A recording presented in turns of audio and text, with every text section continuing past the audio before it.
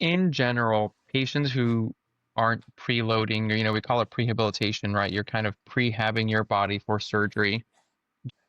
Prehab. So Nice. those patients are just generally at an increased risk of wound healing complications, wound breakdown.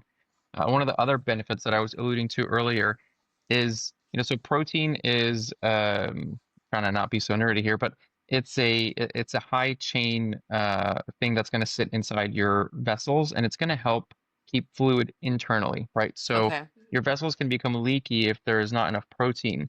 And Oh. so that fluid, or your tissues become leaky. And so some of that fluid that your protein can otherwise hold on to internally sometimes will release into the surgical space. And Oh. so that can make you have a higher risk of not only the wound breakdown that we were just talking about, or wound opening, but also fluid collections, which we call Oh, I seromas had in the no medical world. idea. So That's your wild. drains, yeah, your drains may be in for much longer if you are not doing a very good job with your protein intake, if you have drains. Hey guys, it's Mel, your host of the Cutting Edge podcast. This is a show where we talk transformation from every angle: body, mind, and confidence, with a little sparkle and a whole lot of truth. I'm joined by my amazing co-host, Dr. Omar Beidas, and the plastic surgery pro, and Ashlyn Douglass-Barnes, our go-to therapist and mindset queen. Now, quick disclaimer, none of us are your doctor or therapist. We are just here sharing real talk, real stories, and real growth. So grab your protein shake, settle in, and let's get into it. This is The Cutting Edge. Hey, it's Ashlyn. Just one more thing before we begin. I will be sharing some of my own plastic surgery journey, which is personal to me and may not reflect what others go through. And if you're a current client of mine, please talk with me first before listening, because knowing personal details about me could affect your therapy. And your well-being always comes first. Now on to the show. All right, everybody. Welcome back to the Cutting Edge. I'm your host, Mel. I'm Ashlyn. I'm Omar Beidas. And we are the Cutting Edge because what we're talking about is plastics, what's important, what's going on with our bodies. And today we're talking about protein, because people like to think that protein's not important, but boy, is it. So, Dr. Beidas, why is it important? Oh, where do you start? It is I know. one of the things I spend so much time telling, speaking to patients about. I think we got into this a little bit in one of our previous episodes, right?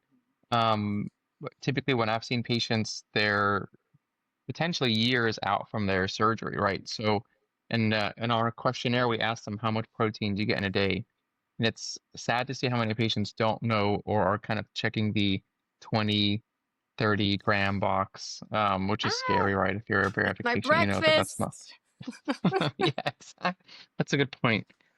I should start asking that question. Is this by breakfast or is this by dinner time? No, but Right? I would believe that I have clients that tell me the same thing, and they're like, I'm having a hard time. I'm like, well, just walk me through your day, and I'm like, oh dear, because I think particularly in plastics, it's healing. It's like, Mhm. do you want to have a good results? Well, then you got to figure this out. Yeah. Yeah. Yeah. 100%. And I hear that it's hard for people to sometimes hit the level for plastics because it's a lot higher than what I know as a bariatric patient, what we're expected, because we're around 80. And then you say what, it's like 120, 130? For an 80 kilogram person, it's 120, right? So it's 1.5 times your weight in kilograms, right? So if your weight in kilograms is 80, you multiply that by 1.5, you'll get 120, and that's grams per day of protein. And that's we generally there's no real guidelines out there to follow, but we recommend kind of preloading with that for the month before and Okay. continuing that for the month after, or if you have wounds or some kind of slow healing, continuing that until you're healed. And do you know the science behind that? Because I hear sometimes things aren't a complete protein, some things are a complete protein, and those non-complete proteins actually don't help with really healing, right? That's a great question. I don't know that that's necessarily true. I think any source of protein is better than nothing. But in general, what we recommend is you want to take in more than 50% of it with like food sources, not kind of drinking it or mixing in some kind of powder into your protein shakes or your drinks. So you want to eat more than 50% of it. And bars, protein bars are okay. Yogurt's good. It doesn't have to be like steak and chicken. And then the science behind it. So when you're healing, right? So anytime your body goes under a significant period of stress and healing, like patients in the ICU who are sick, brain injuries or car accidents, they need protein to heal. So your body needs it to heal, number one. The other thing that can happen when you're sick or you're recovering from surgery is your body's going to break down your muscle because it needs protein, right? Protein is amino acids. Collagen is what helps you heal. This is very nerdy science here. Oh, I love But it though. but that's where you're going to get your protein from. So if you're not taking enough of it, your body's going to break down your muscle, which is why, again, we were talking last week, people who go to the gym and work out and have good muscle mass tend to do better because their body, even those patients, your body's going to break down some of that protein because it's a quick source. They can take that right away. So working out, talked about that. Protein intake is important. Again, we recommend preloading for about a month before surgery and continuing until you're healed. That's where your Okay. body's going to get the collagen from. And I Now, always what do you, go ahead. I was gonna say, what do you do about people that are vegan? Pray. That's a great question. Those are probably the hardest to help. I usually Mhm. recommend they go online, do some research, or talk to a nutritionist or dietitian. But beans are a good source of protein. I Okay. don't know, the calculation for that and where you can get, 120 grams, for example, from. Actually, you might have some help with that. I don't know if you have experience, but You know, it's funny. I have a vegetarian client right now, and one of the things that we've actually been working on is the realistic expectation that her weight loss is just slower because one, her food isn't as filling, it's smushy. It's just Yep. smushier. So she's also eats mostly food that comes from like India or Indian type food. So it's a lot of like she doesn't feel as full as quickly and it's not as solid. And so sometimes that's a challenge because she feels a lot hungrier than her counterpart. So she'll be like, well, I can eat this much. And someone's like, oh my gosh, I can only eat this much. And then come back to me and I'm like, think about what you're eating. Yeah. It's like lentils that you like pressure cooked. So Yeah. they're really smushy, even though they're a really great source of fiber. Usually in those cases, our go-to is you've got to find a protein powder that you can tolerate. I find vegan protein is some of the hardest to find one that's tasty. I tried to get off of dairy and gluten at one point just to see if that helped with some of my medical stuff. And even some of the like vegetarian ones are tough, but like I really like hemp hearts. So I thought like hemp Okay. protein's got to be delicious. And hemp hearts is a rare like quinoa. It's one of the few complete ones. There's a couple vegetarian sources that are complete. But it's gross. It's really gross. And I have really low tolerance for really gross stuff. So, for whatever at least reason, you're honest. that is, Yeah. yeah. But it's interesting with protein. I usually talk about this in, when my clients are getting ready, kind of talking about what we talked about last time about finances. I always recommend, particularly post-op, especially if you're going to be by yourself, is getting like ready-made easy protein. And what I think like the easiest thing to do, though not the cheapest, is like Whole Foods. So shrimp cocktail, cooked salmon, cooked chicken. They have a luncheon broil that you can get by the pound in the like pre-cooked section, meatballs, like things that are super easy that no one has to cook for you, that you don't have to put a lot of effort into. Because when I think of, particularly if you're having pretty extensive stuff, the last thing you want to do is like get up off the couch, even though you know you need to. And so Yep. I think of like, what could you put in a small cooler near the couch? What could you put, like even one of those little fridges? I had a client who had that little makeup fridge that she plugged in and had like one snack and one protein drink. And then once that was done, then she'd have to get up and kind of make her rounds because you do want to get up for like blood clot prevention. But sometimes like that's more where I'll say, hey, if you could spend a little more money, it may be easier because you may normally, when you're feeling great, be someone who gets up and cooks, but you may not be feeling that. And so you want to have the easiest to get. And I think it's funny, when I was driving back today, what do you think is the easiest source of protein that's like lean and like and I was like shrimp cocktail. You do not cook it. It comes fully cooked. It's very lean. It's all protein. Like maybe you get a little if you use the cocktail sauce, and it's already cooked fully. And you can get like, especially Whole Foods has some like really nice ones that you can get. I really like those. And that is like the absolute easiest. And when you think of like per gram, so yeah, they're like cooked salmon or cooked chicken probably is too, but I think shrimp cocktail you can get absolutely anywhere. And it's a pretty lean, of all the meats. It's really Hmm. lean and can fit if you're a pescatarian, I guess. Right? That's like perfect. I hear that like just fish in general are just really the higher levels of protein.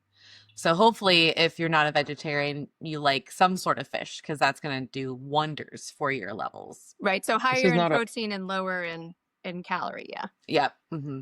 this is not a plug for them, but I think it's called Crisp Power Powder. They were at Bariatric Society last year. They have like little pretzels. I believe they're vegan. I mean, again, not telling you to have like them for a meal, but in between, like snacks for someone who's vegan. I tried them. I thought the sea salt one was pretty good, so that would be another good Yeah, option if you're a vegan. Have you guys that tried would be. those? I don't think Yes, so. I like them. Hmm. They're good, Yeah, they're good. So I and I'm always not talk vegan. about those too. Yeah, I'm not vegan. I'm a meat eater to the Yeah. core. Like, Yeah, I give would me a good have steak. such a hard time if I could not eat. I mean, especially being bariatric. I mean, I've been trying lately actually to go that where I'm like adding fruits and vegetables, like sneaky fruits and vegetables. Like I have one where I get the boar's head turkey that has the cracked pepper on the outside. So good. Okay. And I put cream cheese and herbs and then like shredded carrots, shredded cucumber, sprouts, red pepper, like any kind of vegetable I can think of. And then I roll it up and cut it in like sushi. So Oh, it's like nice. mostly protein, but I'm also sneaking in some vegetables because lately I've been trying to sneak some more vegetables in there because I'm so Mhm. protein focused that sometimes I'm just like, I'll just heat up some chicken nuggets and nothing else where I like need to like bring in. But I find that like the easier it is to eat it, I think this is true for a lot of things, the more likely I will. So I have like a little Yeah. container where I cut everything up and then put it in the container. And that way I'm just pulling the container out whenever I need to make like a salad or I need to make these roll ups or whatever. And it's all already cut up, washed, ready to go. So all I have to do is like take it out because as I figured this out with grapes. I Okay. kept buying grapes and throwing them away. And I'm like, what is the deal with grapes? Because if I don't wash them, take them off the stem and put them in a container, I just won't eat them. And I could like, again, gaslight myself and be like, it's so ridiculous. You should be able to just be an adult and wash grapes every time you want. But it doesn't happen. So like I have to get it from the grocery store, prep it, put it in the container, put it in the refrigerator, good to go. And then I, I will actually eat it. I'm the same. I don't like Yeah. having, or I just don't wash them. And my wife's like, that's gross. I was like, that's, whatever. I was It's gonna say immunity. I do the same. I barely wash my fruit. I know I should, but Somehow it Like, whoopsie hasn't and some, killed us all yet. yeah, I'll it's sometimes fine. grab it for the kids and I'll like be handing my daughter an apple and sorry, my wife will look at me and say, did you wash it? It's like, it's fine. The sticker's Right. still on it. Chances are the answer is The sticker, no. Oh my goodness. I mean, I'm doing the same with my protein is like adding, like trying to get some veggies in there. So like with my scramble, I've been like just putting like spinach in there, maybe some mushrooms because I've been noticing even myself where it's just been protein and then I'm just full. So I'm like, all right, I'm not gonna have this broccoli anymore, this asparagus. Like, and really I used to eat those first. And I'm like, because we've been trained Yes. to eat meat first now that like my veggies get cold and they don't taste as good. So I'm a lot pickier too. Like back in the day are when I had you? a lot of room, it was like, whatever. Now where I'm like, oh, I only have this much room. It better be Right? really nice, not And overcooked. Ugh, delicious. I hate overcooked vegetables. So, Dr. Beidas, have you ever seen what happens if they don't do the protein? So great question. And there's other things about protein, but we can get back to that in a little bit. So in general, patients who aren't preloading, or we call it prehabilitation, right? You're kind of prehabbing your body for surgery, just similar to like you have post-op rehab. We call it prehab. Prehab. So Nice. those patients are just generally at an increased risk of wound healing complications, wound breakdown. One of the other benefits that I was alluding to earlier is, so protein is trying to not be so nerdy here, but it's a high chain thing that's going to sit inside your vessels, and it's going to help keep fluid internally, right? So Okay. your vessels can become leaky if there is not enough protein. And Oh. so that fluid or your tissues become leaky. And so some of that fluid that your protein can otherwise hold on to internally sometimes will release into the surgical space. Oh. And so that can make you have a higher risk of not only the wound breakdown that we were just talking about or wound opening, but also fluid collections, which we call Oh, I seromas had in the no medical world. idea. So That's your wild. drains may be in for much longer if you are not doing a very good job with your protein intake if you have drains. That is Okay. fascinating because I was just Yeah. thinking too. I knew my surgeon told me like be really careful about sodium post-op, which is kind of hard when you're trying to just get easier proteins and have less sodium, but that's interesting. I wonder, I did Sodium's have a good one. I'm fluid. not sure if that one is directly related to it would be more related to your blood pressure. Maybe they didn't want to have your like blood pressure get too high. Again, that can cause, Is bleeding at least in the first few days. I don't think it's such a high risk like is a it week or two after swelling? surgery. Maybe a little bit more swelling. That tends to go away. I guess it could create more fluid retention as well. But I don't know that it would I don't know that that fluid would be kind of leaky fluid that would start leaving and then sitting in Mm. your surgical space and coming out into your drains. That's a Yeah, good I had such a hard time with drains. I've had more than one set that were in like for a month. Yeah, Whoa. What is the average? not that. although I will say it's not uncommon. I mean, again, we do a lot of these and people who do, so there's a few things that go into that. It goes back to compression, which we've talked about before. That's one way to help kind of close, you've got the space now that you've created, even though the tissue's sitting together, there's a space and Mhm. our bodies don't like spaces. They like to fill spaces. So that space is very likely to be filled with fluid. And that's what your body's going to do is put fluid in that space, even if there's a drain. And so, compression helps push those two things together. But compression also has, you've got this delicate balance of good enough compression to keep this closed, but not too much that you kill the skin from a lot of Okay. pressure. And then again, protein is going to help, I think, keep that fluid internally and not allowing it to leak in that space. Yeah, I had Although, a lot of, and the funny thing was I did really well. Like my swelling, I did really well with all that, but I drained and drained and drained and I mean, I Mm. would go in and like, please take it out, please take. Take them out. And my PCP was like, "This is preposterous. This can't be in this long." Blah. Then the plastic surgeon was like, "No, I'm not taking it out until you quit draining." But my Yeah, I think PCP was worried because she's like infection and like bad stuff. But I trusted more the plastic surgeon because I'm like, she does this all day, every day. Like yeah. she had Yeah. any right. concern, and I never had any MRSA or any kind of I, anything there. I would say it's not uncommon. 2 to 3 weeks is probably average. So you were, Okay. at least in our practice, I would say a little bit longer than average. It's not unheard of. Generally, at 3 weeks, we have a few tricks that we'll use. We have some medications we can actually put into the drain so that it kind of fills that space and Okay. helps your body scar so that we can get the drains out faster. And we'll usually, like I said, we'll usually do that around 3 weeks because we don't want the drains out for much longer than that. There's no risk. I don't want to say no risk. Very, very low risk of infection. I think we Okay. talked about that also a couple of episodes ago. Maybe if unless you're like taking your drain and your incision and bathing in dirty water or going into mud or, unsanitary areas. But the only time I don't want drains in for a very long period is if there's a breast implant or some other implant. But Okay. if you have like a tummy tuck, there's no foreign object, nothing. The risk of infection is so low with these procedures. I wouldn't worry too much about. I would agree with your plastic surgeon. Okay.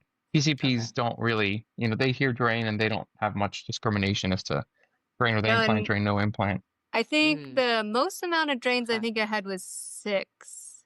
I want to say that was for when we did the capital I. And then my arms, I had them. My upper back, I had that. I did not have them for the implants, but I think I had them for almost everything else. So is it common to not have it for implants then? For me, I would say for me, it depends. We've tried more and more to get away from drains. There are times when, when we do a lot of lipo, people talk about these drainless tummy tucks, and I think that's great. And in some patients, it works. If you're not doing a lot of lipo, I think in weight loss patients, there are studies that have shown that they tend to have a higher risk of seromas or those fluid collections we talked about. So I tend to avoid it in weight loss patients.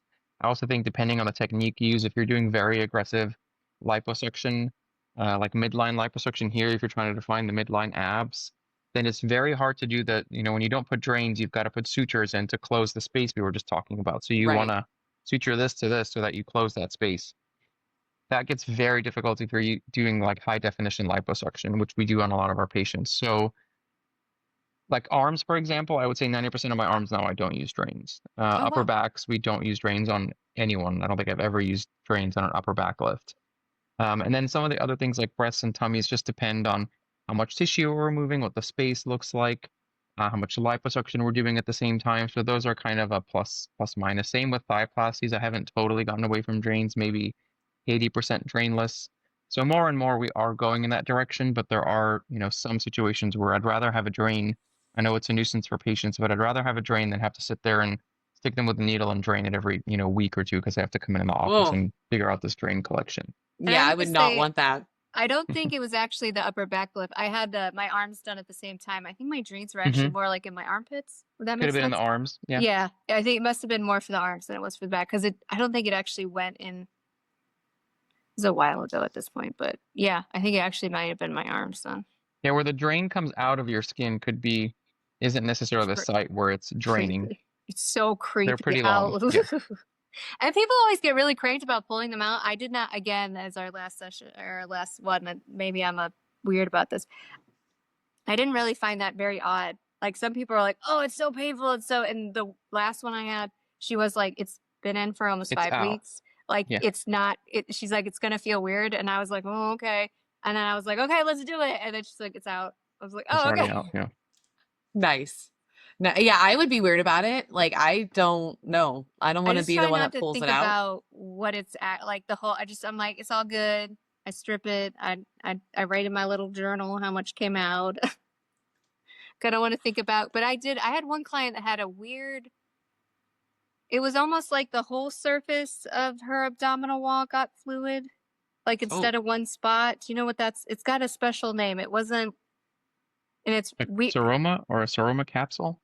maybe it was seen on like a CT.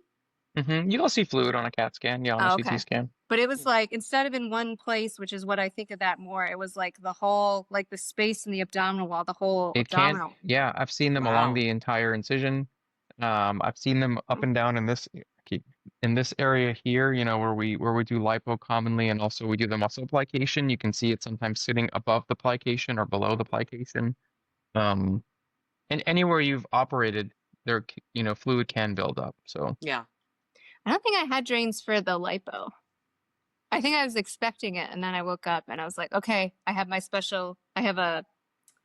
a, uh-huh. no, it looks like a dress, but on the inside it has pockets for the drains. It looks Mm. kind That's of like cool. a wrap dress, but they're kind of hidden. So you can go out, you can go to work, you can walk out of the hospital, you do whatever, and they don't necessarily know you have a bunch of drains. And then you could pin it, so you don't have to wear the lanyard like outside. Instead, you can pin it. I think they're technically for mastectomies, yeah. But I use them in all of mine, and they're nice. They look like just like a wrap dress. Oh, that is nice. Yep. So it's I know easier to I go would back want to work. something like that. Yeah. Yeah, because like I would be nervous about just even leaving the house because of the drain. So like if I had something that could help me, feel more comfortable, even just going to the store, like I would love to have some sort of dress like that. The first time I had, my doctor had recommended I get a craft apron. You know, the apron that just is at your waist and it has 2 pockets. Yeah. So like that you use for change, or like if you're at a crafts I like fair. Kraft cheese. No. No, Craft singles. craft singles. Yeah. It's probably a little protein in that, not much. And I was like, okay, that kind of worked, but I still had to have a shirt or dress that was long enough to cut it, and I really didn't want it to fall. And then I'm trying to like, where this was sewn more like in the back of the dress. I also had like a pair of pajamas that had that too, so I could sleep and I didn't have to worry about like how they're pinned, and I didn't want to sleep with a lanyard around my neck. The lanyard I more used like in the shower to just hold it up and have it in one spot. Ooh, can we talk about showering real quick? Like, how is that? Like, Oh, I want to know your opinion, because I had one surgeon that didn't let you shower with drains, and that drove me insane. what the fuck do you do? My Well, Sponge baths. mm, And my mom was we let like, people. no, she's like, we're gonna wrap you in plastic wrap and get you in the shower, because the other plastic surgeon said the lady in the waiting room, my mom makes friends with everyone. So there's a lady that's getting a full reconstructive, and the surgeon came out and was like, I want you in the shower as soon as you can. And my mother was like, I'm taking notes. That man said his patient could take a shower. I was like, It's you know, a lot of surgeons have this like dogma that you can't shower for weeks and weeks, or if you have drains in, there's no data about that. Oh, We let patients shower again if there's no implant. I let patients shower the next day. I mean, the risk of infection is so low with these operations. If you're just removing skin, and so a few things. So number one, we use glue. So glue is an immediate waterproof barrier, right? oh, So okay. Love they the could shower essentially like the day of surgery if they really wanted. We tend to like to wait a day, mostly because the glue doesn't always go on perfectly, and you may still have some areas that are missed, or maybe the glue doesn't heal and it comes off. Okay. So we like to wait a day. Generally, within a day, within 24 hours, your top layer of your skin, right, your epithelium has closed. So now it is waterproof, even if you don't have any glue within a day, maybe 2 days, 48 hours after surgery. And so at that point, it's really safe to shower now. Again, unless you have this giant wound opening, which even then we'll let patients shower, just cover it or let water and soap run down. Don't rubber scrub any open areas. Don't rubber scrub the incision either, because you could open it, right? Like a fresh incision, if you're sitting there and lathering it. So we tell patients, lather your chest, for example, or your back, let the water and soap kind of run down. But showering should not be, prohibitive. The only other time we'll kind of have patients hold off on showering is, for example, if we do grafts or special types of dressing, like let's say on the breasts or the chest, Hmm. we'll have them shower below the waist, or sponge bathe, kind of like you said, Ashlyn. But you can still Okay. at least get your I mean, all the, kind of the stinky zones, like your armpits and Yeah, that, at least you should be able to shower.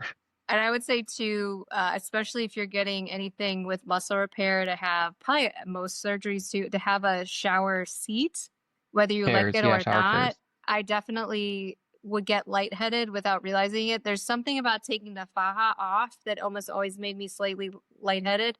That kind of like, bleh, that like the whole thing. It's a Yeah. very, very strange feeling. Almost feels like your guts are gonna fall out or something. It's a really weird feeling when you open it for the first time. And so being able to, one, not worry about drains and have that lanyard, but also have the seat so I could just sit and chill. I also have low blood pressure, which makes me a little more complicated in that way. And not making sure the shower's not too hot, like usual stuff I have to do with low blood pressure, but even more so after surgery. Like, do not be like, oh, I'm fine. I'm gonna, because the last thing you want to do is fall and then hurt yourself or open an incision or, yeah. Yeah, Right. we weren't, so that you make a great point, because you're not the only one who gets dizzy when you take the faja, the compression garment off. And the Weird. reason for that is your compression garment is kind of helping bring fluid and blood back up to your heart. And when you take it off, suddenly that fluid can now just dump into your legs and you get Oh, lightheaded. And it happens usually pretty quickly. We've had patients, it's happened to them where they get lightheaded in the office at their first appointment. Our MAs or nurses are helping them take their garments off, and they just kind of like the eyes roll in the back of their head, and they're, out for the count for a minute or two. Probably not that long, but you get the point. And so same thing, we tell patients the first few days after surgery, same thing when you're kind of like sitting up from bed or sitting up Hmm. from a laying position. Some people will get lightheaded, so you want to kind of sit up slowly, pump your feet, sit at the edge of the bed for a minute. We tell patients for the first few days never to kind of get up and be on their own, wandering around the house or outside, because you can pass out too from that, right? You sit up, all of a sudden the blood goes to your feet, and you pass out. So very good point about that. And then same thing in the shower. We tell patients, make sure you've got help or someone's around if you're showering on your own. And if you ever get lightheaded, just sit. Don't try to take an extra step or two, because that's usually when you fall. and Just that's sit down. what I want to do. It's the most aggravating. I just Hmm. had this happen the other day. I was getting a medical thing done. And I'm like, oh, it's fine. I just need to sit up and stand up. And she was like, no, ma'am, you No. need to lay down. I'm like, but in my head, I'm like, if I could Yeah. just like get up and like get myself sorted out. And as soon as I laid down, I was like, oh, you're right. That feels much better. I You feel have much to better. resist the urge you have to resist the urge. A lot of patients will try, like I said, will try to get to that chair, and you'll pass out in 2 steps. People don't realize that. So we always tell them, kind of like when you're in the operating room, a lot of people for the first time, if they're not used to, seeing blood, someone who's visiting, for example, blood and insides, or even liposuction gets people sometimes queasy. So we tell kind of visitors when they're in the OR for the first time, if you get lightheaded, sit. Don't try to back out and get a stool or a sitting chair or something. Just sit down wherever you're standing, because otherwise we end up with two patients in the room. So I just want to clarify because this happens to me probably once or twice a week. Which it's common with bariatric patients. Yeah, like, well, I notice more that now that I'm on a GLP-1, that like when I stand sometimes, all of a sudden it's like reds, yellows, Oh whatever boy. colors. Yeah. And then Low blood pressure. I'm like, oh, and then I walk. And so you're saying don't walk. You should be Well, sitting I'm down. saying you probably should sit back down, Okay. first of all, and kind of take a minute, just let your system, there's something called orthostatic hypotension that people have sometimes, and you might have Uh, that. So when you sit up or stand up, your heart needs a few seconds or maybe a minute to catch up and pump some good blood around, because otherwise yours is kind of just dumping into your feet and your blood pressure drops, and that's how you pass out. So for Oh, someone like you, I would say when you have that, sit back down, give yourself a minute, and then get back up get again. back up. Okay. Yeah. Yeah, because that actually happened today. So I was like, huh, interesting. I need Yeah. to ask that right now. Because like, yeah, and I haven't ate much when that happened either. Like, so I was like, okay. Mhm. I told myself water, food, and chill. Salt. That's Yeah. I- Salt. and It's salt. it's odd because we're told kind of the opposite, but you can have rapid correction of blood pressure and then even lower blood pressure. So it's salt. That's part of when you're not eating, you're also not getting salt intake. It could Oh, also be a okay. sugar thing, but Mel, if it's happening to you when you sit up like consistently, that's Mhm. orthostatic hypotension. Oh, so I should probably tell my doctor about that. I would mention it to them. Yeah, something Okay. important. Yeah. I love how Ashton's like, yes. Yes, you should. Yes, you Yeah. should. But you could see if Well, you could like correct it, like eating a little more salt and seeing if that helps. Or if you're noticing it's from not eating, then probably want to eat and I'd see if mhm. that like improves. But especially like first thing in the morning, if you like pop out, what usually happens with me is I'm like, oh, I have to pee. I like pop out of Right. bed Yeah. to like Yep. get forward, and that's where it happens. And I'm like, hmm you know better, sit and then go, but it's Yeah. it- Take your not- time. Yeah. For sure.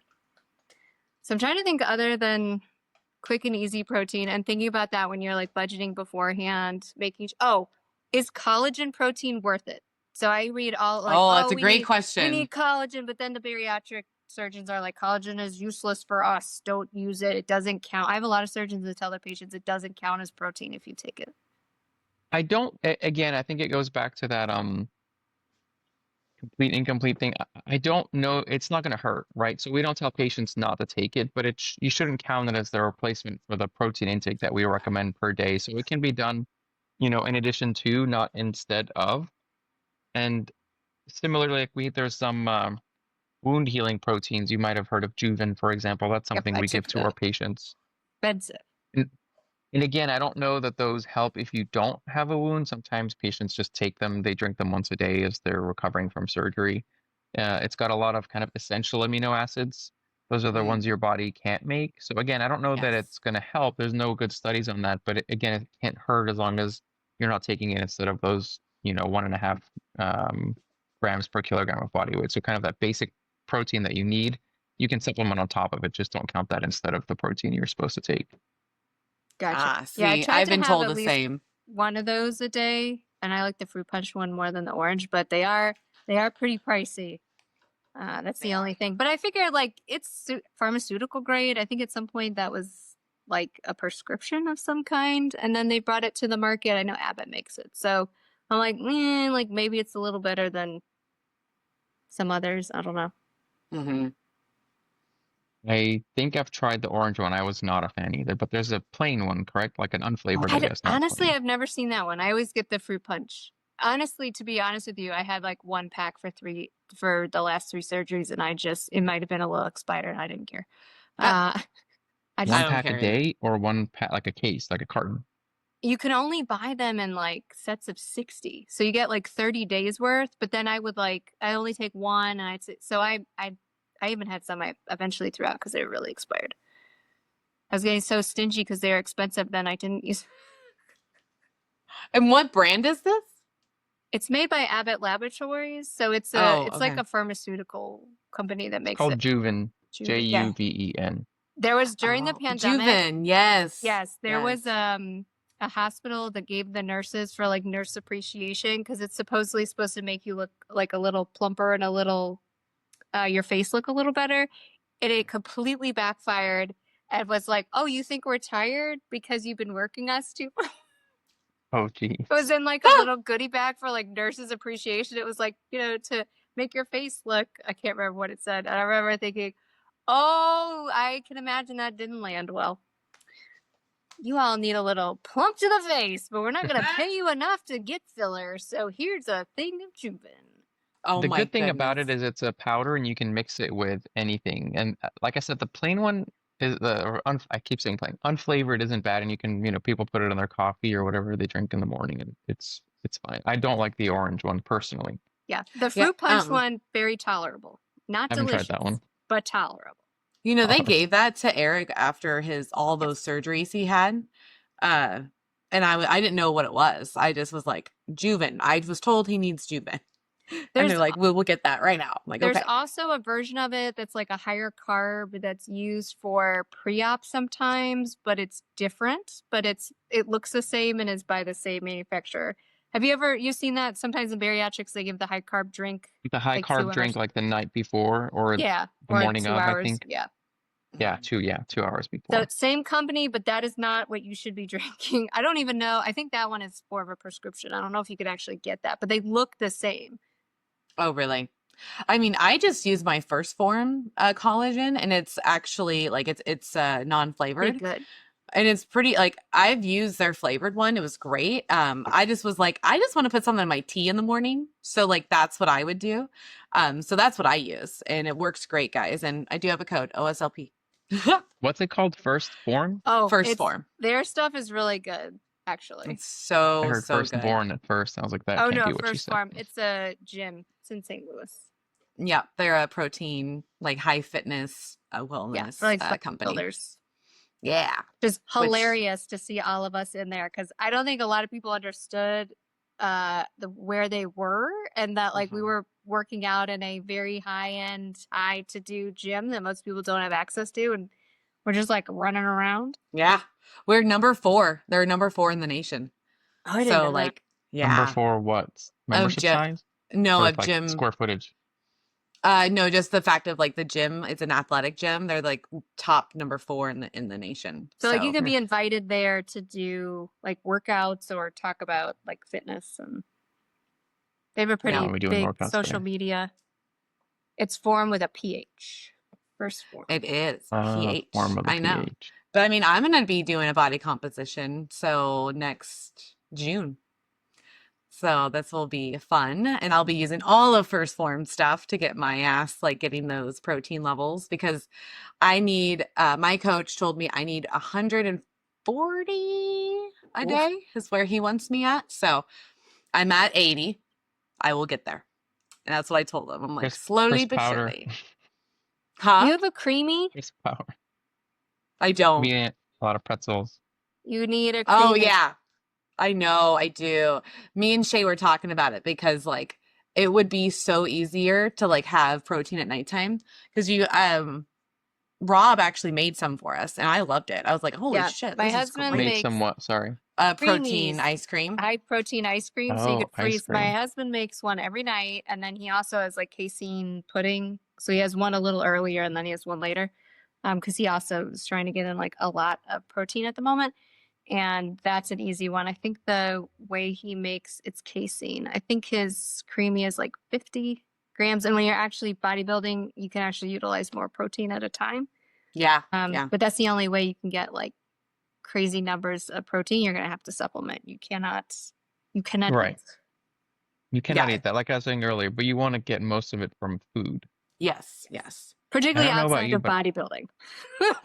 Yeah. Well, and so again, when you're bodybuilding, that's another time where, because you're trying to build muscle, you want protein, right? So that goes back to kind of what we were talking about earlier. Gosh, I was just going to say something that slipped my mind now. It's okay. 160, you said. 140. 140, yeah. And so like I'm only getting 80 right now, and that's basically just one protein shake a day with it. So I would love to get more food, and then just have that last little be like the puddings or like the ice creams or the bars or whatever. Because I notice I do way better like for feeling full when I have like meat protein, which of course like it keeps you satisfied longer. So you talked about doing it at night. Maybe I'm just getting old, but I feel like the last year, if I eat very close to bedtime, I have a hard time going to sleep. Oh, and you I should. Yeah. You're spiking your insulin levels. So yeah, it makes you be more awake anyway. Yeah. Well, I I mean, feel like you're if just for me, I burping. was referring Yeah. more to indigestion. Yeah, I was thinking the same. Oh. I get that heartburny feeling and then I wake up, I'm like, Yeah. "Ugh." I Yeah, didn't used to get that like, 4 or 5 years we're getting ago, and I'd old. say in the last year or two, it's gotten a lot worse. Oh, that's a thing. Yeah, even with my GLP-1, like I'll eat, but I need to go to bed like 2 hours later. Like Mm. it can't be really close to bedtime unless it's crackers. I've never had a problem with crackers, but if it's a real meal, I've actually gotten up before and like puked in the morning, like 4 or 5 in the morning, Oh, because like with the the food, on the GLP-1. yeah, because it's just not digesting. Like I'm like, oh, son of a bitch. So Do you notice a that difference, like within a day or two of taking an injection, as opposed to, I don't know if yours is weekly or every few weeks, but do you notice a difference in, like, it's been a few days since you took your Mhm. injection versus 5, 6, 7, 8 days, 12 days later? 100%. Yeah. Yeah. So I take mine every Thursday. I weigh in and take it on Thursdays. That's what I do. And legit, like, my God, Friday, it's like nausea day. And then I've had that a lot. Saturday will be more like half and half. But then, like, this last Sunday, I was fine. Like, once I got outside the first 48 hours, then, like, I wake up totally fine, no problem, no nothing. But that next day is a deal. So what Shay came up with, because I take only 30 units, which is not a lot. So but I still feel all that nausea the next day. So what she is doing, because we both can do like our own injections, she's like, how about you do 15 on Thursday and then do 15 on Monday? She's like, for me, I'm I was not gonna ask getting that. super nauseous when I do that. And I was like, that's a fantastic idea. So this Thursday, I'm just going to take 15 and just see how that goes and whatnots, because, I was well, gonna ask if you can split the dose, and I don't prescribe them, and I don't claim to know much about them. I'm no expert, but I don't know if you get the same efficacy. But if it makes you less nauseous and it's almost as effective, it's probably a good trade-off. yeah, yeah. As long as the noise is gone, which I know has been very kind of controversial lately, about what food noise is. Is it cravings? Is it not cravings? And all this stuff. And I love me some Dr. Insulin, that's why the GLP-1s help it. Work. Yeah, I'm like, I love me some Dr. Eric, but I also like I'm gonna talk to him about it because I I could be wrong, but I feel like he's never had that obsession with food because he's calling it, he's like, "Well, it's just cravings. It's not actual food noise. It's just when you eat whole foods, you're not going to have these cravings." And I'm like, son of a bitch, that's not what it is. Like, I know the Your difference insulin is between, still, your pancreas is still screaming at you to eat. That's why it feels yeah, very panicky. Yeah. exactly. Like, I'm like, I know the difference between craving and then feeling obsessed. Like, I'll have obsession feelings about certain foods. So I'm like, those aren't the same. I don't think we should be intertwining Yeah, cravings I feel versus like food crave. noise. Yeah, and I mean, I cannot relate, but I know a lot of women who've talked about that, right? And Mhm. there must be something hormonal about it, because it Yeah. affects women certainly more than men. And I'm not trying to say that I know much about it either, but I think it's a very interesting topic, and I think these GLP-1s have definitely, revolutionized weight loss. I think Yeah, the best part 100%. is some of the doctors have started taking it and said, "Holy moly." Like when we were at Yeah. ASWS, this one doctor was like, she was explaining, she's like, here's 3 patients. We were trying to say, like, GLP-1 or surgery. And so, like, the first one, we're like, yep, clearly surgery. Second one, we're like, yep, clearly GLP-1. And the third one, we're all kind of like, I don't Hmm. know. And then she's like, trick question, it's me. Let me tell you what I did. And we were Hmm. like, oh. Oh, So cool. she went on a GLP-1 and she was like, I understood in a way that I've never understood before, what some of my clients were going through. Because she didn't realize that she had food noise, because I think as a surgeon, she was Hmm. having easier time compartmentalizing it. Hmm. And then when she went off it, she was like, or went on the medication, she was like, the mental clarity that I had all of a sudden, because I had the room that without it, that it was amazing and life changing, which I Yeah, think a lot of us Very feel that interesting. way. Yeah. 100%. I'm more clear. I get more done now. Like I don't feel fogged down about like food at all. Like Right. it's just not in the wheelhouse anymore, and it Because if feels you think of it nice. from like a biological standpoint, if you are getting that like big bolus of insulin because your body just like puts it out, it's got to do something with it. And Right. so it's going to scream at you to eat something, do something. Like, I got all this insulin. What are we going to do with it? Because when it doesn't, it puts it in the fat. And that's what happens overnight with insulin resistance, which is why it's so hard to treat without medication or surgery, because it's doing it on its own. It's doing it overnight when you're sleeping and you need a snack of insulin, but you're getting a huge amount, like a buffet of insulin that you don't need. And then people are like, oh, I wake up in the morning, I feel nauseous, I don't need to eat for hours. I'm like, yeah, because all that insulin is just Yeah. floating around. And then the opposite happens. As soon as that turns off, you're like, I'm ravenous, I need food. Because again, your pancreas is like, well, I'd like to put out some more insulin. Let's get some food. Right. I'm very Let's figure it curious out. if like psychologically there's something similar to that other people can relate to. I've only come up with bad examples. I'm not sure we should talk about Yes. that. And here's the interesting thing on that, because I have so many clients that come in and they're like, and Mel and I have talked about this on her podcast, that they think they have food addiction. Yeah. And they're like, I have food addiction. And I'm like, I think you actually have insulin resistance. Food addiction actually looks different, but it's really hard for us to explain in non-clinical. Like clinically, if I had someone who was a food addict who came in, I'd be like, yes. But most people that come in that will say, like, I think I'm a food addict, and they're actually talking about food noise. And it's easily helped with a GLP-1. True food addiction, if you give a GLP-1, they will eat through it because it's psychological in nature. It is not biological in nature. And so oftentimes treatment is the way that I actually get down to the bottom with like who is actually struggling with food addiction and who's actually struggling with food noise. Because if we resolve the, like with the GLP-1, the food noise, and you're eating through it and you're pushing through it and you're still thinking about food all the time, and that's leading more into food addiction because we've resolved the biological part of food noise, but it's still there. And usually I see that more in people who are bedbound. So because it's the only thing that you look forward to. It's the only thing that you have going on.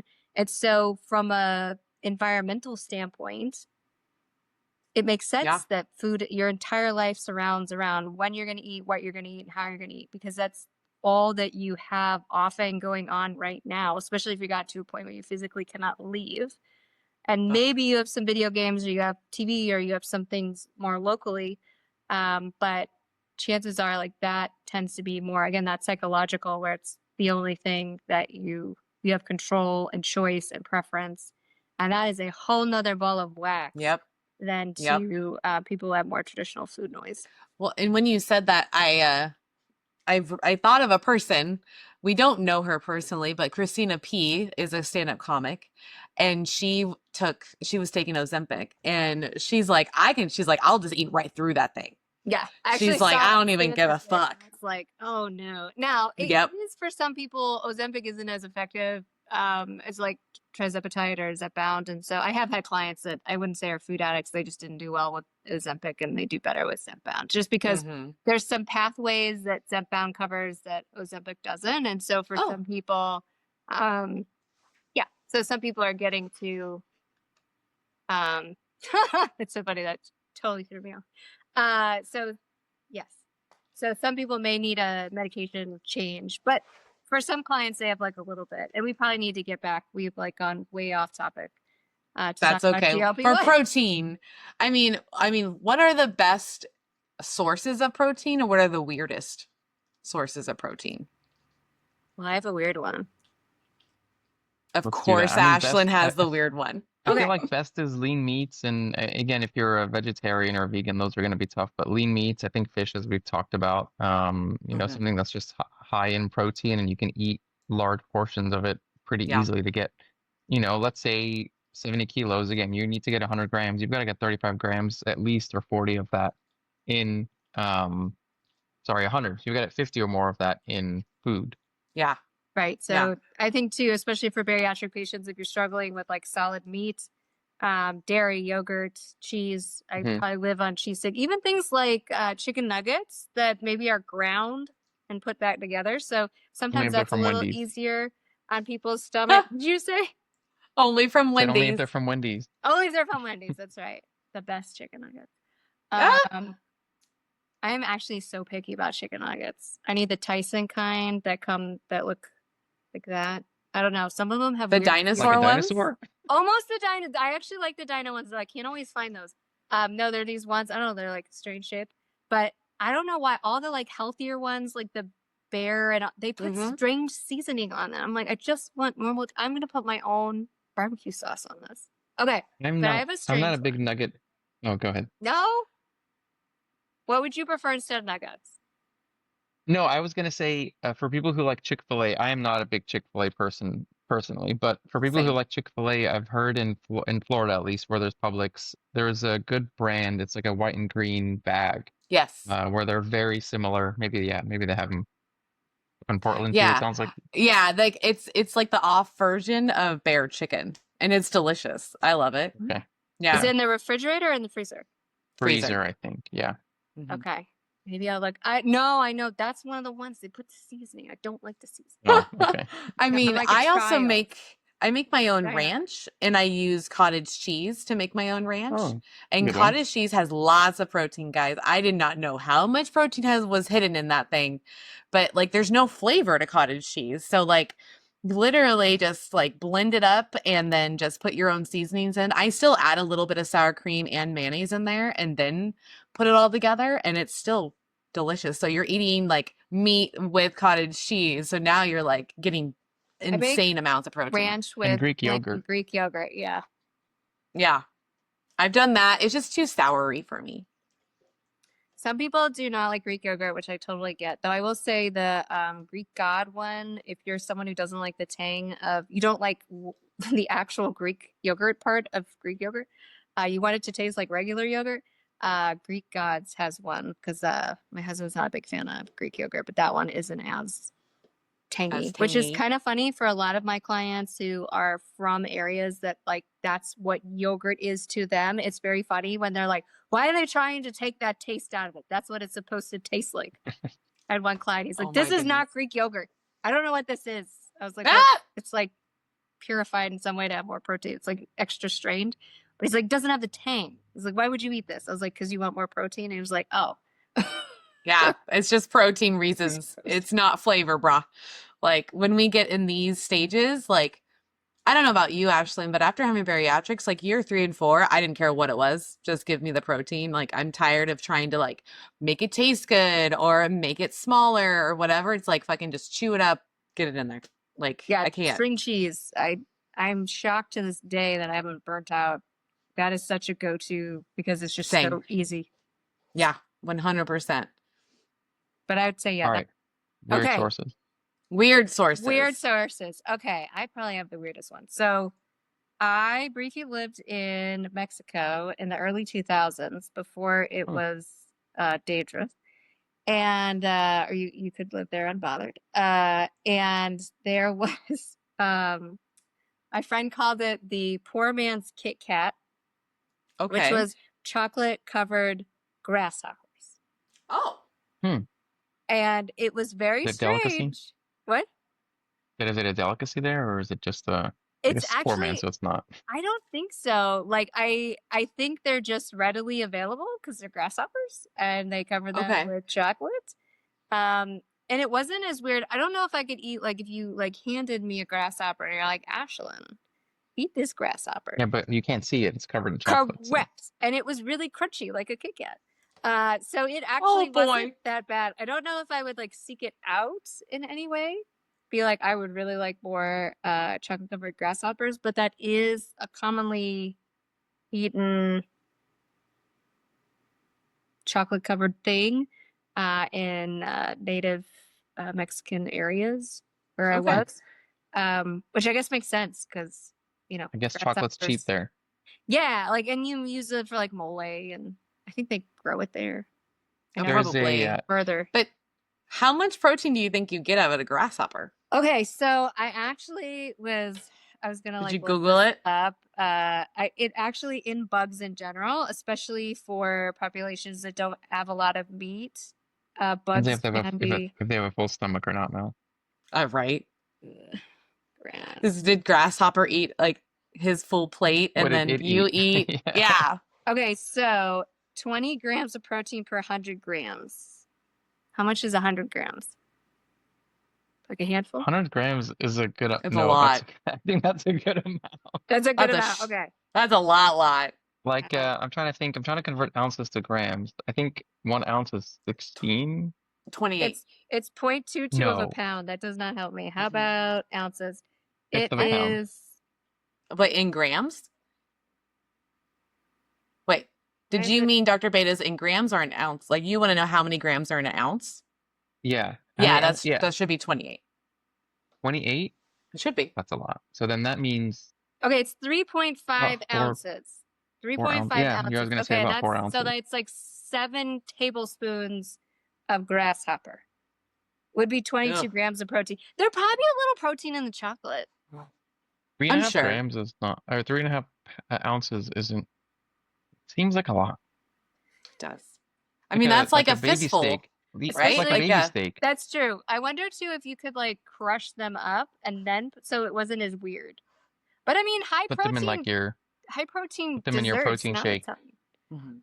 Yeah, so it's 28.35 grams are in 1 ounce. Yeah. Yeah. So just under 4 So just ounces, under like you said, 3.5. There's a store. so much. There's a store here in town that has. It's like a candy shop, and we went in once to get our kids, our girls, some candy, like for the first time. We're like, go wild, pick something for like $5 or whatever. We get to the Hmm. register, and they have these little boxes, and I look down, and it's. I think they were like there one was grasshoppers and one was something else. And I asked the lady, I said, "Is this popular?" And she said, "Yeah, kind of." I said, "Okay, how many people come back and buy this a second time?" And she said, "No, everyone's kind of like a one time, like I want to try this and that's it type Or thing." there's like some cultural connection because I do think Brazilians also eat chocolate covered bugs, but I don't think they're grasshoppers. I don't think they're cockroaches or something like real yucky, but they are. I'm gonna have to look up what it is because I remember I saw them These were somewhere else not too, chocolate and I was covered. like, Oh, they're not chocolate covered. No, What? these were not. These were at the just candy like store? crispy. Yeah. What Ooh. is this Wish like I'd- Fear Factor all over again? Like what are I mean, they're not alive, I guess, so that takes the That's good. part of the fear factor out of it. Yeah. I'm gonna see if I can find it on my phone. Cuz Ants. In like Brazil, they like ants. oh, no, they have that weird smell when you kill them. I guess if they're already dead and covered in Ants? chocolate. Yeah, Yeah. it says ants. I guess I've never killed it and then I just kind of throw it away. But again, I mean, you could cover if it was a giant. Okay, crickets, mealworms, and ants are popularly eaten in Brazil. Okay. They And they're have not covered in big, chocolate. Big ants there though. So like maybe these are like particularly large ants. I don't know. I have Ugh. seen that in a store though before, and I'm like, oh my word. That is wild. That is wild. But it's like, guys, obviously, no matter what culture you're in, you're going to get protein. Like, there's ways to get it. Yeah, I'm trying to And think other. I always remind people too, like, look at everything you're eating because you'd often be surprised where protein hides, and you're not even like stuff like ice cream stuff. Like, it's still dairy at the end of the day. Even a lot of cereal and crackers, those kind of things are enriched, and so they often have protein added to it. So I'm always surprised sometimes where I'm like, oh, I wouldn't have thought there's like 3 here and 4 here, but that like adds up throughout your day. it does. So particularly if you're tracking your protein, make sure you're tracking everything, not just being like, oh, this is meat or dairy. You're not really thinking about even the pasta that I get. Yep, there you go. Crickets. Oh, that's the actual picture that you took of it. Oh boy. There was that, and there was See, it's much tastier. larvets. Ah. Mealworms. Yuck. All right, guys, But if again, you have to be on chocolate YouTube, you covered. got to watch this. He just pulled up some crickets, some mealworms. Like, people eat this shit. And they were not get it. chocolate covered. They were just They don't eat it dry again. and crunchy. I mean, survivalists definitely will eat that shit when they're out and about. That's like, so, like, I've seen people be like, "Oh yeah, let's pull over this like big old rock and then grab Oh, worms." it And reminds me of the Lion King. That's what scene. I was thinking. Yeah, Timon yeah. and Pumbaa. 100%, Yes. 100%. Because I'm not gonna lie, like as a kid, I know I've eaten a grasshopper before. But it's the I one don't- crispy but satisfying. Yeah, it's just a Crunchy, little crunchy, crunchy but satisfying. crunchy, but Do you gross. okay in Portland? Do you have the like giant? Dr. Beidas, have you seen those giant ones that we have that like eat stuff like will like eat an entire plant? They're like this big. You literally have to kill them Cock- with like cockroaches? an entire shovel. They're big. Mole rats? No, You're talking No, about they're bugs? they're an the insect. giant Grasshoppers? grasshoppers. They're like Yeah. huge. Yep. We Yep. had an old neighbor who literally grew plants just for them to eat, and the neighbor across the street would try to kill them, and he got really upset because those were like his Pets. pets that they die.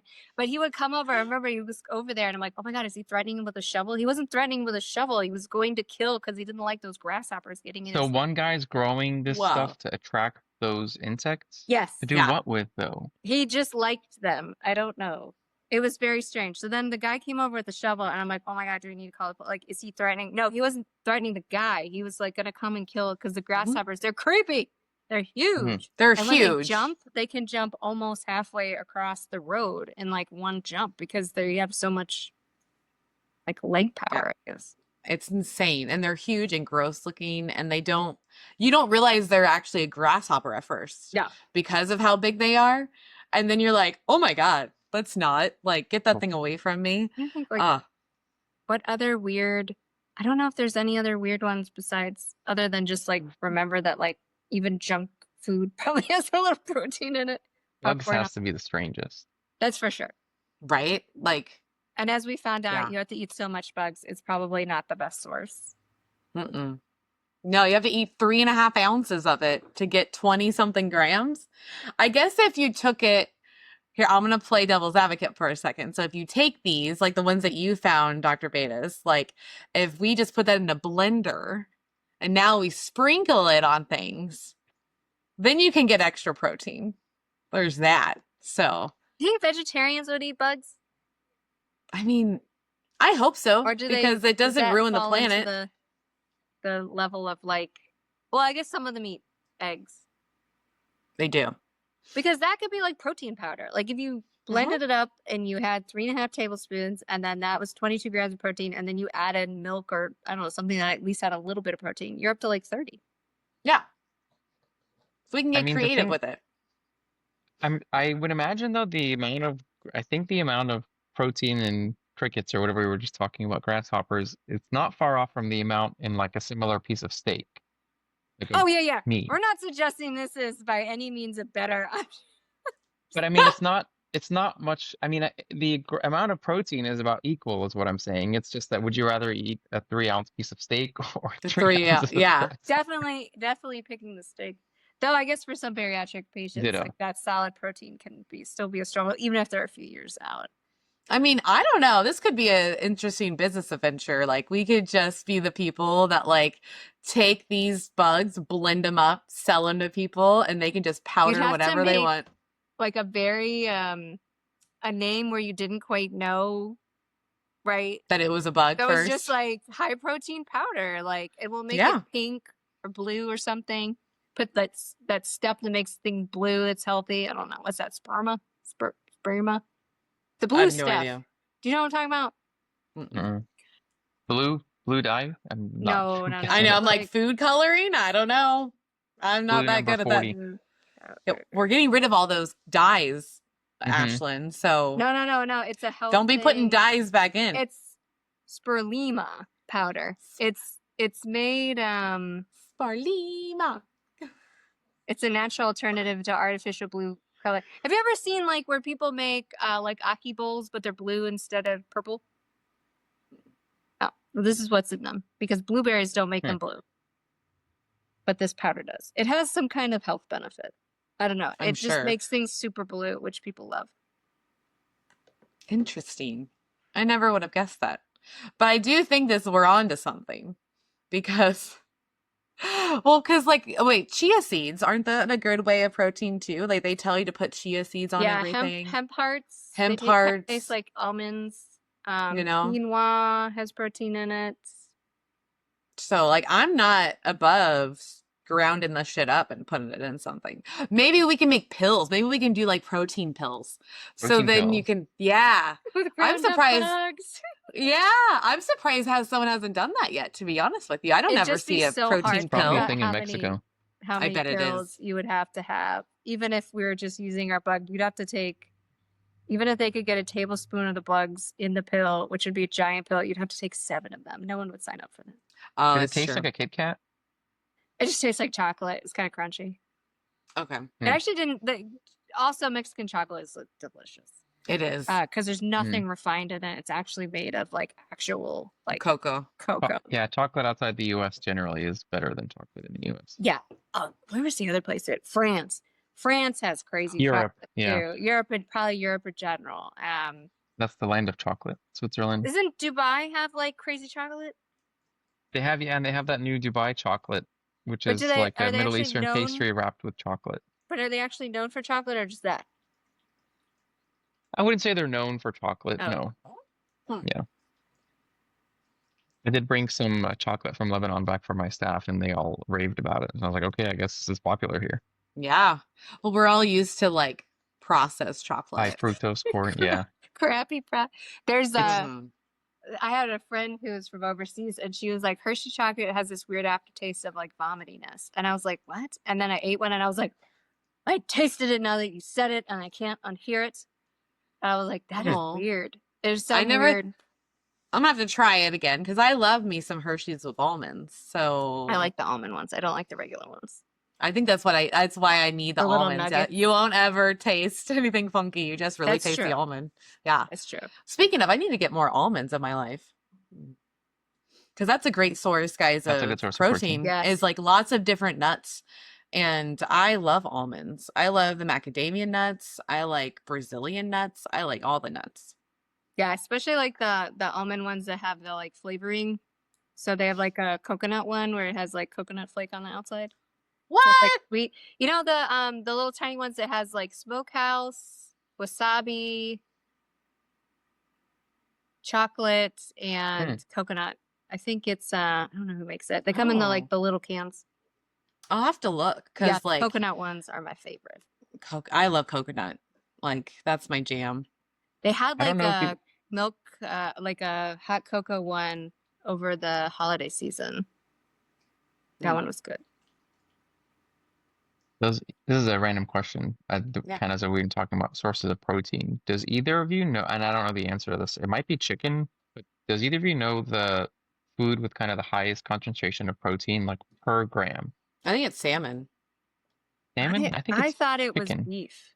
All right. It's not beef. Beef is food actually not pretty beef. low. with Mhm. highest protein per Yeah, I know gram. we should Google this. We need a nutritionist on here. I got it. All right. So it says Nope, she got a Crickets. face. no, Crickets. that crazy shit that I just looked up. Spiders. Spirulina. But who's going to have Spirulina? 100 grams of that? That's crazy. But that's not meat. That's 58. Okay, but that has the highest protein. I guess that's why people use it. Okay, so realistically, let's see. Chicken breast is 31 grams I of think it's protein per chicken breast. 100. Okay. Turkey breast is 29. Mm. Yeah, it's probably okay. Let me retype that. Is instead of protein, I will put meat.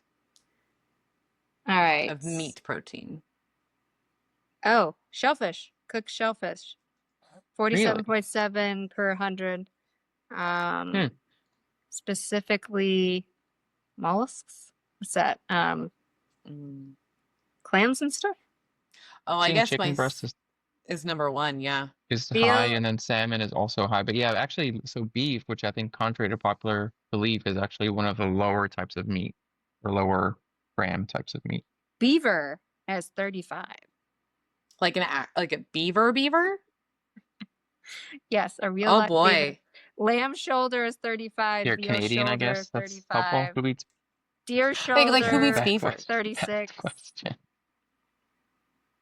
Yes, it's Because, mostly like, I mean, we Canadian. are the beaver state, but we're not eating beaver in Oregon. That's not happening. No. Yeah, No. ground beef is some of the lowest. That is fascinating. I thought that was high. Yeah. I thought salmon was higher. It's 20 grams. So, yeah, chicken's so much higher. But I still think salmon's higher than beef. Like It steak. is. Yeah. It is. Yeah. So if you're going to prioritize, when we were talking Oh, earlier, eggs. We haven't talked about eggs yet. eggs too, that's right. You have to There's eat quite about- a few of them. But it's 6 to 7 grams per egg is what it is. Yep. 6 to 7. I know that. Beef jerky, great source. I love beef jerky, especially on road trips, just get some, call it good. I don't ever like buy a shit ton of it, just enough for like a trip, to be honest with you. Yeah, but I there, like okay, it soft. another sneaky one, whole wheat bread. Like a lot of times in your bread, there's Mhm. going to be anything fortified, or oatmeal, quinoa, brown rice. You're still going to get some. So again, when you're tracking, make sure that you are tracking everything that you eat.